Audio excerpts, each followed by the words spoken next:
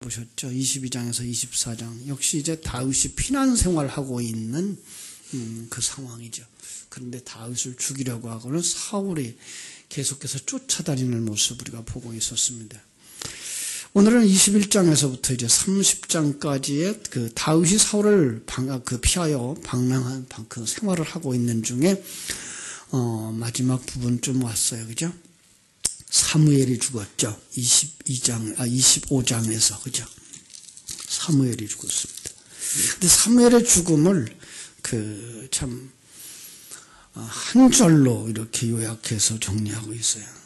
아주 간단하게 25장 1절 사무엘의 죽음에 온 이스라엘 무리가 모여 그를 두고 슬피 울며 라마 자기 집에서 그를 장사한지라.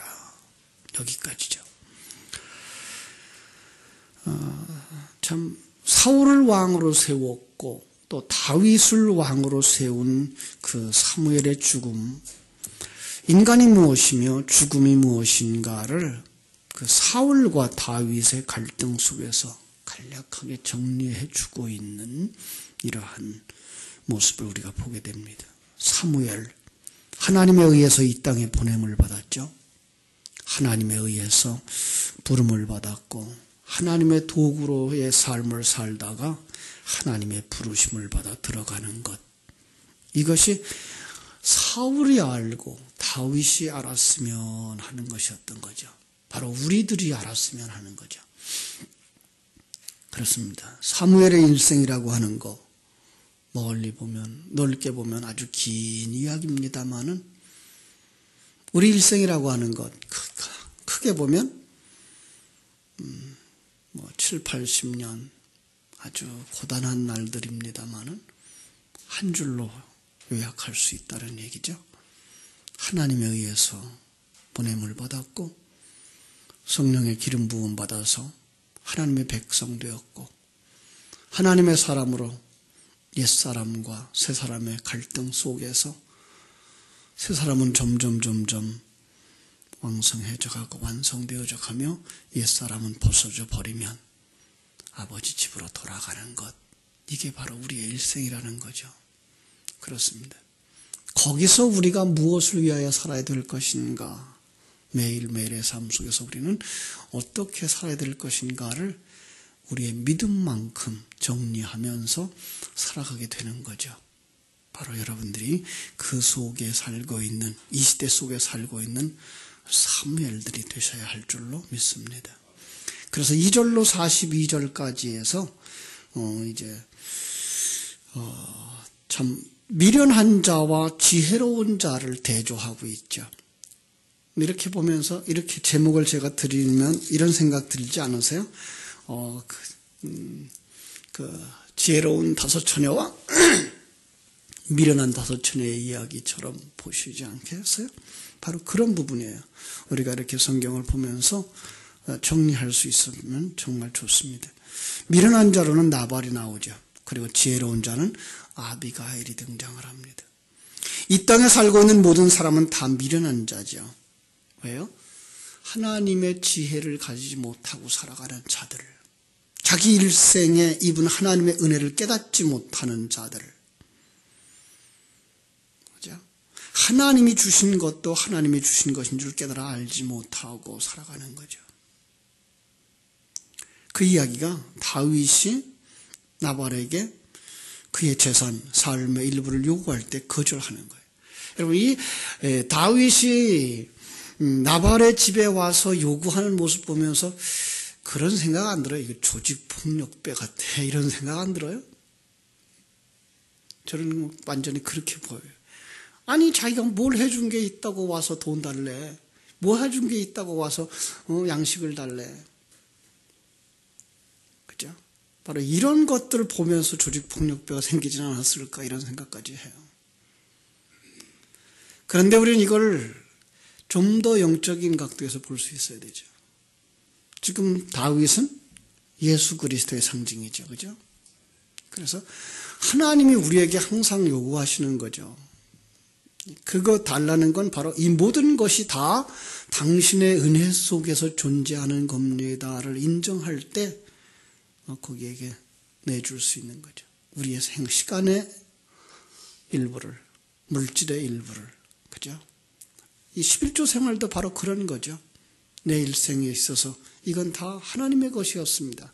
하나님의 보호하심과 하나님의 도우심과 하나님의 역사하심 속에서 나온 것입니다의 고백. 그것이 바로 신자죠. 그렇습니다. 그런데 나발은 그러하지 못했고 그게 전부 다 자기의 힘으로 되어진 것이며 자기만이 것이라고 생각을 했던 것이죠. 그래서 나발에게서는 그 다윗이 요구하는 것은 거절하고, 그리고 자기는 어떻게 합니까? 36절에 보면 참으로 잔치를 하고 있는 모습을 볼 수가 있습니다. 그죠? 자, 이러한 모습에서 우리가 볼 수 있는 것, 그건 어떤 면에서 신약 성경에 오면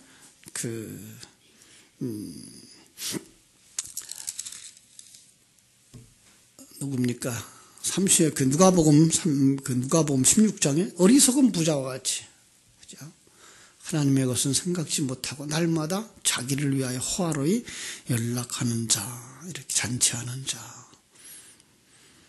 누가복음 12장에서는 부자, 그죠? 어리석은 부자, 먹고 마시자라고 하는, 자기만을 생각하는 자들, 전부 다 미련한 자들인 거죠.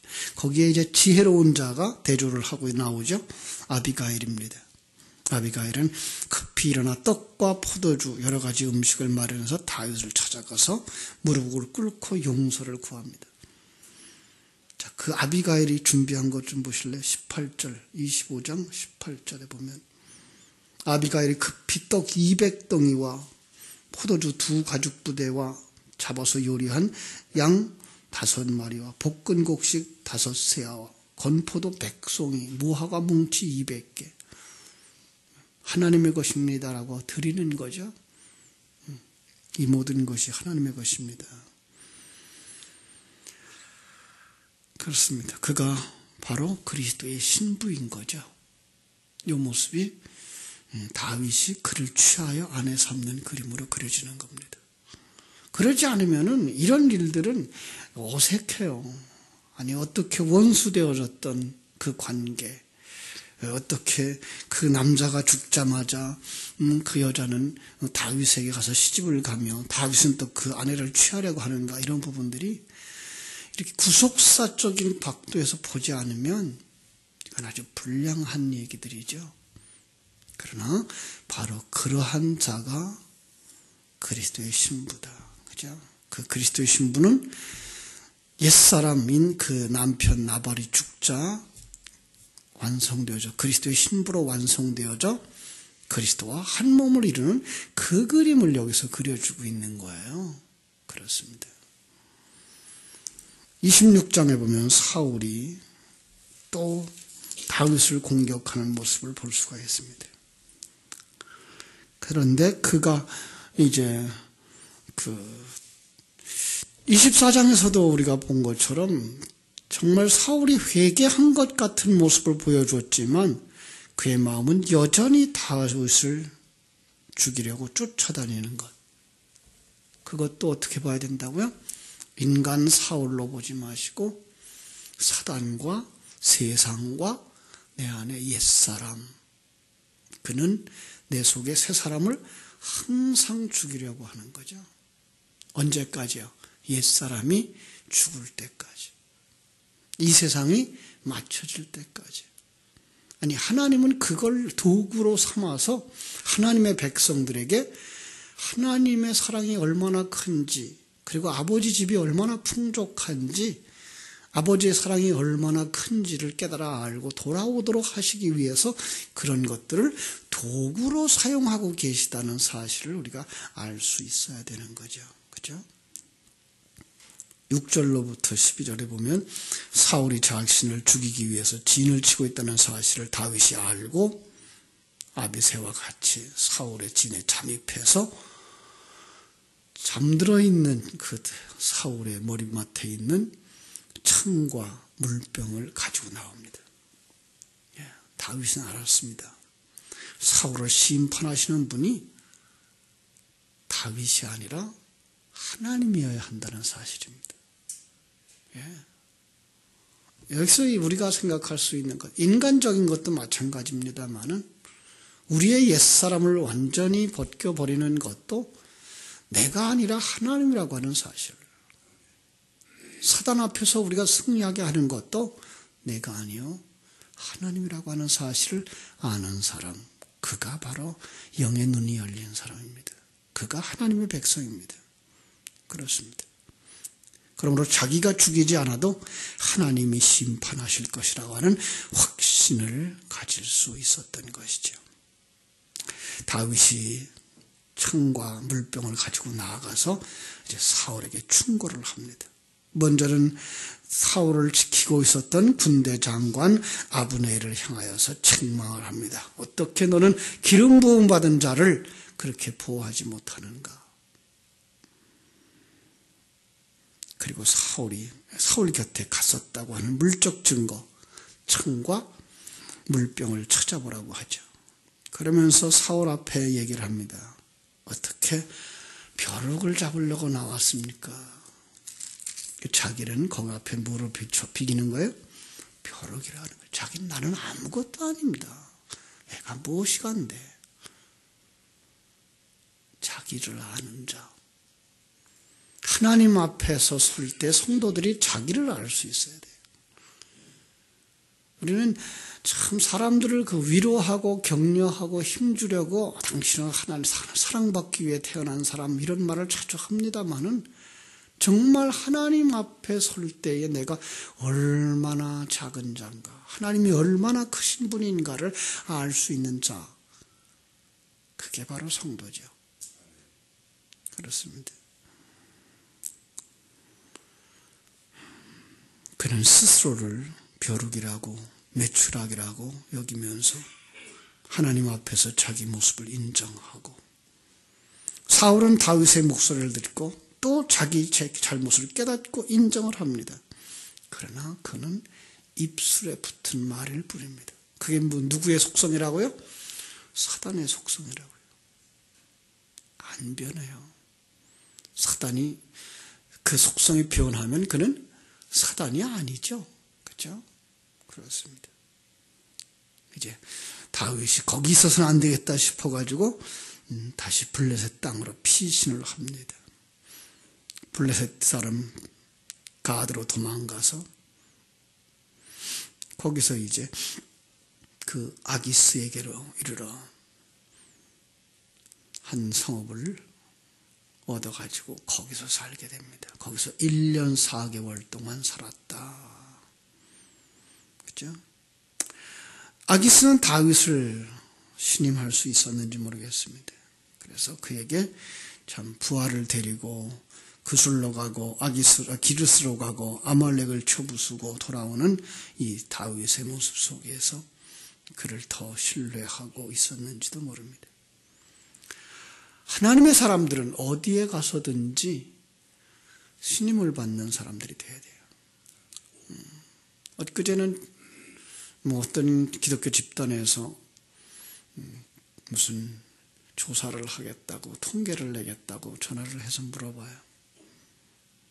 오늘날 왜 한국 기독교회가 이렇게 백성들의 신임을 받지 못한다고 생각을 합니까? 왜 그러죠? 기독교는 세상 사람들의 사랑을 받는 종교가 아니에요. 본래 본질이 그래요. 어떻게 세상이, 어떻게 사단이, 어떻게 하나님의 생명 가진 교회를 그렇게 예수를 사랑하겠어요? 주님 말씀했잖아요. 너희가 세상에서는 환난을 당한다. 너희가 환난을 당할 때는 왜 환난 당한다고요? 너희가 그들에게 속하지 아니하고 내게 속하였기 때문이라. 문제는 오늘날 지탄을 받는 게 진리 때문이 아니라